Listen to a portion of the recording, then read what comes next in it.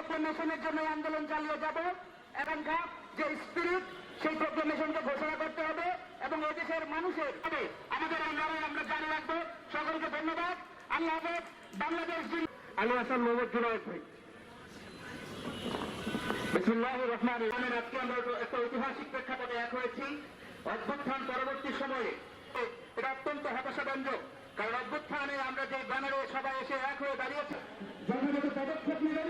বৈষম্য বিরোধী ছাত্র আন্দোলন 31শে ডিসেম্বর আপনারা যখন কর্মসূচি ঘোষণা করেছিলাম তখনই সরকার জানিয়েছেন রাজনৈতিক দলগুলোর সাথে আমরা এই প্রোক্লেমেশনের প্রশ্নে ভিড় আছি। রাজপথে যদি আবারও নামতে হয় নামতে আমরা বিরাহীন, আমরা অনর, আমরা অবিচল।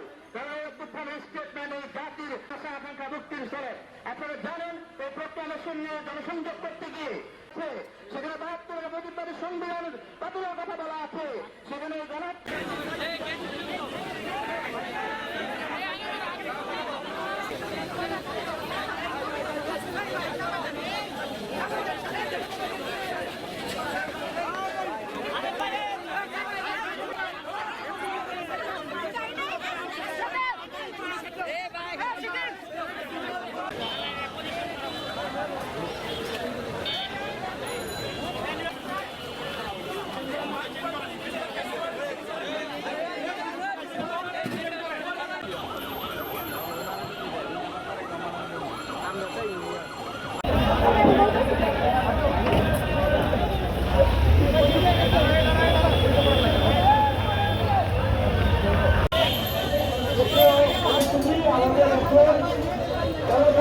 বৈষম্য বিরোধী আন্দোলনের কেন্দ্রীয় নির্বাহী কমিটির সদস্য মেহরাব সিরাজ।